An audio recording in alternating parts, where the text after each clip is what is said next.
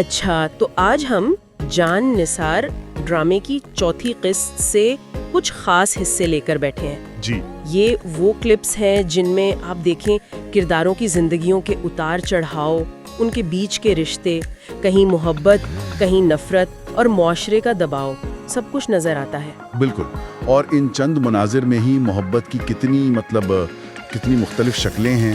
وہ پرانے وعدے جو ٹوٹ گئے، ہاں، آج کی حقیقت جو بہت سرد ہے، کہیں نئی محبتیں شروع ہو رہی ہیں تو کہیں مجبوریاں نبھائی جا رہی ہیں۔ صحیح۔ ساتھ ہی خاندانی عزت، وہ چھپے ہوئے راز اور گاؤں کی سطح پر طاقت کا کھیل بھی صاف دکھائی دیتا ہے۔ ہمارا مقصد تو یہی ہے کہ ان ٹکڑوں کو جوڑ کر دیکھیں کہ ان کے پیچھے کہانی کیا چل رہی ہے۔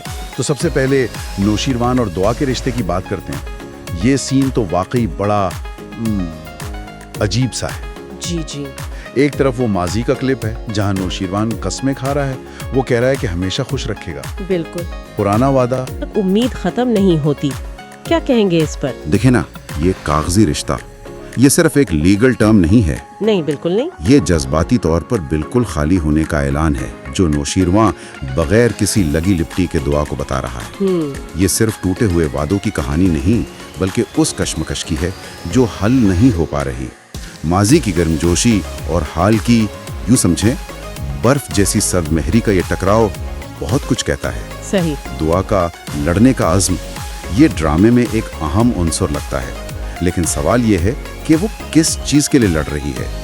ایک ایسے رشتے کے لیے جس کی بنیاد ہی شاید نہیں رہی، اور جہاں یہ رشتہ اتنی سرد مہری کا شکار ہے، وہیں دعا اور فراز کے درمیان کچھ نیا، کچھ شروع ہوتا دکھایا گیا ہے۔ جی، فراز کا وہ فون تحفے میں دینا تاکہ رابطہ رہے، لیکن پھر دعا کا اس فون کو چھپانا، خاص طور پر اپنی ماں سے جھوٹ بولنا۔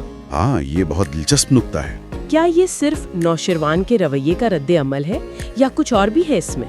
دیکھیں، ایک طرف تو یہ نوشیروان کی سرد مہری کا نتیجہ ہو سکتا ہے، ایک طرح کا جذباتی خلا جسے فراز کی توجہ پر کر رہی ہے۔ ممکن ہے، لیکن دعا کا فون چھپانا اور جھوٹ بولنا صرف رد عمل نہیں لگتا، یہ اس تضاد کو بھی ظاہر کرتا ہے جو اکثر نوجوان نسل اور ان کے خاندان کی اقدار کے بیچ ہوتا ہے۔ اچھا، وہ اپنی خواہشات بھی پوری کرنا چاہتے ہیں لیکن خاندانی روایات اور والدین کے خوف سے بھی آزاد نہیں ہیں۔ اور یہ فون چھپانے والا معاملہ، کتنے گھرانوں میں یہ چھوٹی چھوٹی بغاوتیں چل رہی ہوتی ہیں نا۔ بالکل۔ دوسری طرف فضا کے رشتے کی بات چل پڑتی ہے، اور وہ بھی کتنی جلدی میں۔ جی، اچانک سے۔ لڑکے والوں کا یوں اچانک آ جانا، فضا کی والدہ کی وہ گھبراہٹ، ہاں، وہ پریشانی صاف نظر آ رہی تھی۔ اور پھر مہمان خاتون کا وہ جملہ کہ پہلا رشتہ نصیب والوں کا آتا ہے، جیسے کوئی سودا طے کیا جا رہا ہو۔ یہ منظر ہمارے معاشرے میں جو طے شدہ شادیوں کا نظام ہے نا، جی، اور اس سے جڑا جو دباؤ ہے، اس کی بہترین عکاسی کرتا ہے۔ خاص طور پر والدہ کی گھبراہٹ اور مہمان خاتون کی بات سے ظاہر ہوتا ہے کہ لڑکی یا اس کی مرضی سے زیادہ سماجی توقعات اور اچھا رشتہ ہاتھ سے نہ نکل جانے کا خوف اہم ہے۔ صحیح کہا۔ یہاں فرد کی اپنی پسند پر سماجی روایات کا وزن بہت بھاری محسوس ہوتا ہے۔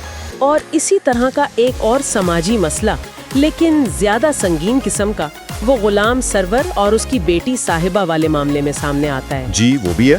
وہ نوجوان جو صاحبہ سے محبت کا دعویٰ کرتا ہے اور کھلے عام دھمکی دیتا ہے کہ اگر اس کی شادی کہیں اور ہوئی تو وہ اسے اغوا کر لے گا۔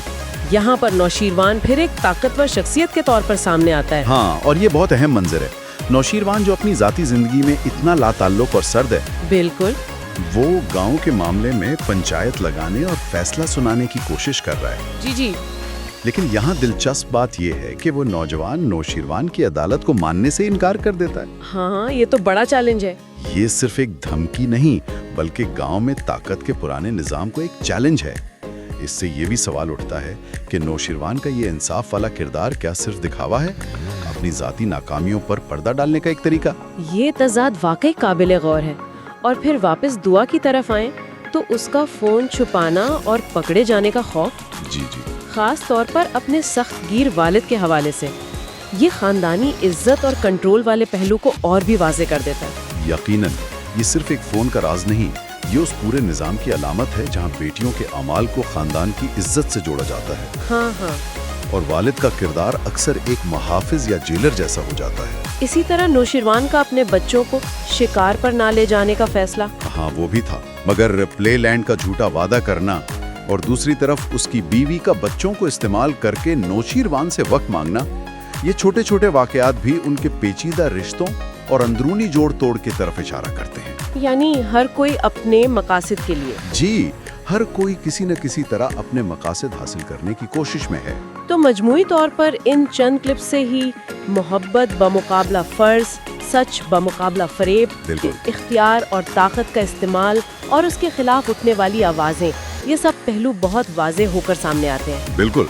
और ये सब देखते हुए एक सवाल जहन में आता है, ये जो ज़ाती नौइयत के तनाज़ुआत हैं, ये राज, ये अधूरी ख्वाहिशात, जी, ये उस मखसूस मुआशरती ढांचे में किस तरह फिट होते हैं और कैसे इसी की अक्कासी करते हैं, और इन छुपे हुए राजों और हल ना होने वाले मसाइल के आगे चलकर क्या नताइज निकल सकते हैं। शायद यही वो सवालात हैं जो नाज़रीन को सोचने पर मजबूर करते हैं।